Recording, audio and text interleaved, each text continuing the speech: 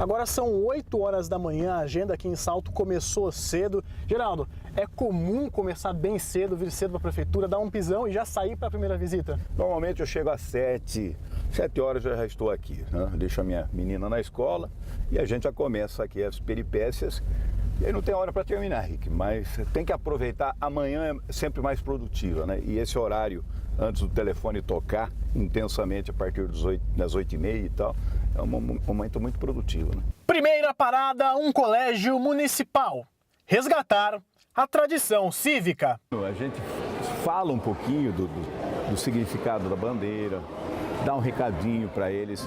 Todos cantam sua terra, também vou cantar a minha nesses versos de louvor. E a bandeira de Salto é linda, bonita, ela também tem aqui o rio, o taperá e uma frase em latim que diz labor omnia vince, o trabalho tudo vence.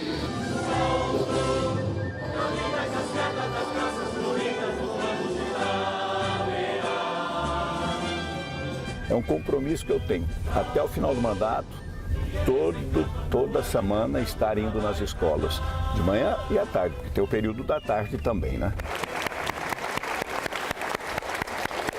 Nós voltamos para a prefeitura. Geraldo sabe que é meu dever tocar em assuntos delicados. No início do mandato, houve o corte do auxílio intermunicipal dos estudantes. Nós chegaremos a este ponto no momento certo. Prefeito, muito foi se falado no início do seu mandato a respeito das praças. As praças que estavam antes abandonadas foram recuperadas. O que foi feito nesse sentido pela gestão do senhor? Nós realmente tínhamos vários problemas de manutenção dessas áreas de lazer. Fui prefeito de 2005 a 2012, né? Então foram 37, 38 áreas.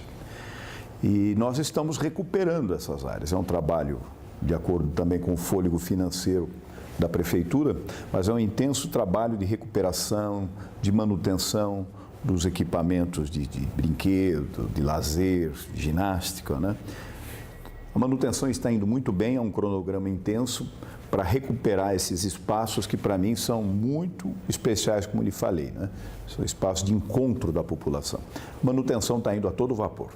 Agora, quando o senhor assumiu a máquina, assumiu a prefeitura, havia uma dívida de aproximadamente 30 milhões. O que está sendo feito para diminuir ou que seja extinguir essa dívida, se há possibilidades disso? Eu tive, nos últimos dias, diversas reuniões com o pessoal de finanças para saber exatamente como estão as coisas, né? Eu estou muito feliz porque a gente está dentro de uma programação.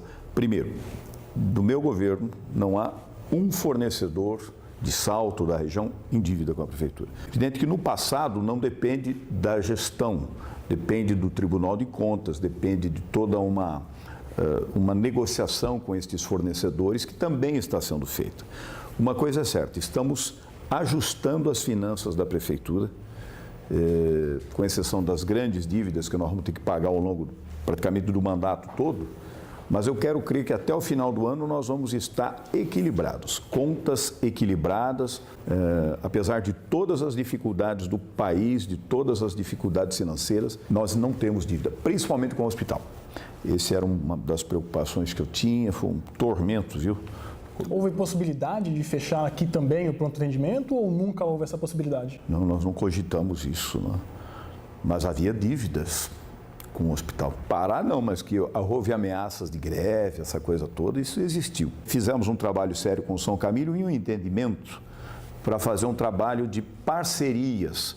A ideia é que a gente busque ao longo dos próximos tempos, afinal, consolidado que está essa parceria, de que a gente tenha parceiros para ajudar o hospital, recursos de fora para ajudar o hospital, o que teoricamente, então, com o tempo pode abater essas dívidas. No início do mandato houve o corte do auxílio intermunicipal dos estudantes que fazem faculdade em outras cidades. Há possibilidade disso voltar agora nesse segundo semestre ou vai ser posterior?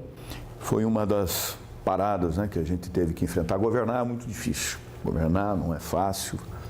Tomar atitudes, né, que não são populares, né?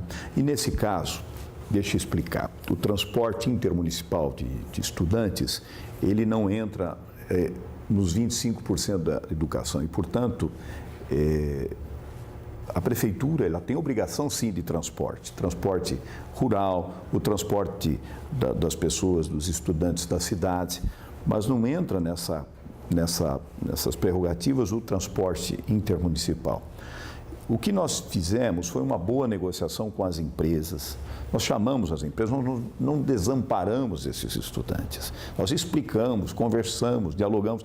E o mais bacana, eles entenderam, por mais difícil que seja, evidente, mas eles entenderam o esforço da prefeitura, o diálogo que nós propiciamos das empresas de ônibus com esses estudantes. Não há previsão desse retorno a curto prazo, porque diante dessas dificuldades todas, mas há um diálogo permanente para que a gente puder fazer nessa intermediação, a gente faz. Mesmo porque já há desconto para estudantes que estudam em outras cidades, né, das empresas intermunicipais, né? Mas, enfim, você lembrou aí uma questão que a gente teve que enfrentar com coragem, né?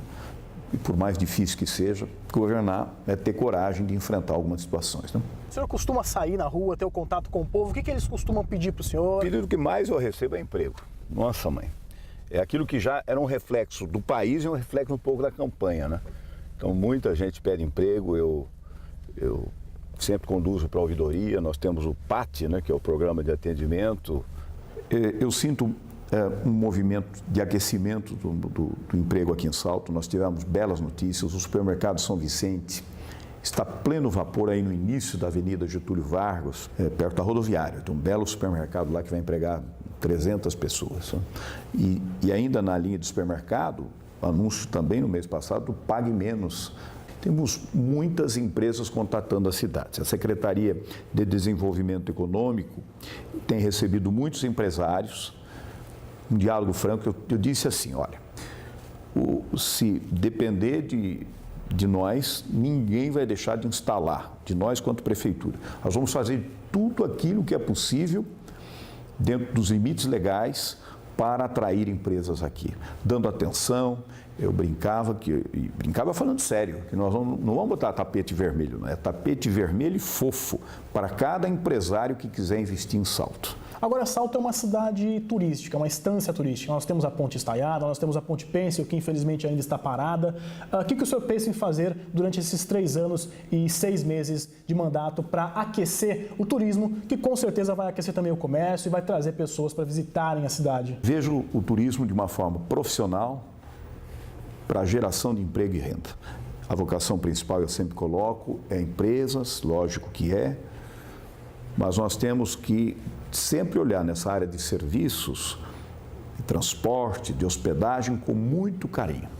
É o que vários países, várias cidades fazem e estão bombando aí. Então, se nós fizermos um trabalho sério, primeiro de recuperar esses pontos, né? Você falou da Ponte Pêncil, tem uma intenção muito grande de caminhar forte nesse segundo semestre, entregar a Ponte Pêncil, entregar a ilha, o Parque da Ilha, integrado com a Rocha Mutunê, Lago e o Parque das Lavras, vai ser o 4º parque da cidade. Há um complexo, junto com a Ponte Estaiada, que vai fazer com que a nossa cidade ela seja reconhecidamente uma cidade turística, cujo produto, eu sempre falo, é a atenção ambiental, a história, a geografia, a geologia. Né? Qual foi a decisão mais difícil dentro desses 6 meses? Bom, certamente você tocou nessas questões do transporte dos estudantes. Isso é muito complicado. Governar é tomar atitudes difíceis, né? Mas o cartão escolar também, que foi muito polêmico e agora está mostrando, recebemos uma comunicação do Tribunal de Contas que fizemos o caminho correto. Não podia ter sido feito com cartão escolar, né? Mas essa história de arrochar e de, portanto, não fazer aquilo tudo que a gente queria. Eu gostaria de estar, por exemplo, com todos os buracos da cidade tapados. Não dá ainda, nós estamos ainda com muita coisa nesse sentido. Mas eu não fico vendo esse lado, eu fico vendo o lado que deu certo. E nesse ponto não dá para deixar de falar desse grande entendimento que está tendo na região. Eu acredito que a grande vitória desse semestre foi toda aquela ideia do consórcio de saúde que nós estamos, nós quanto prefeito, o prefeito Cássio, o prefeito Guilherme Gazola e a gente, discutindo uma parceria para resolver esses problemas tão sérios, que saúde é o grande problema. Você perguntar o que mais me agonia, é a saúde. Você faz e nunca resolve. Então o consórcio de saúde foi uma bela tacada. Os legislativos municipais aprovando essa lei que vai ser construída ao longo desse semestre, inclusive com os vereadores. Problemas difíceis na área de saúde, na área de emprego, mas olhando no horizonte, o que eu percebo é que nós estamos preparando um início de semestre muito bacana. Eu estou muito esperançoso que nós vamos superar este ano com esta união política, sem ranços partidários, sem ranços de coisas pequenas, né? Mas partindo por um final de ano, né? Um semestre todo aí, mas um final de ano melhor. Nós vamos certamente começar 2018 muito melhor do que nós começamos esse ano de 2017. O prefeito me leva para conhecer a Corbis e deu para sentir um carinho especial quando o assunto é reciclagem. Nós estamos fazendo uma campanha muito intensa na cidade para que as pessoas separem o lixo, o plástico, a garrafa PET, o vidro, a laitinha de leite longa-vida, né? Isto tudo volta. Então é um trabalho permanente de educação que nós estamos tentando fazer com a população, principalmente nas escolas. Eu tenho uma parte lá com as crianças que eu falo muito da importância de reciclar. Isso aqui é um xodó que eu tenho.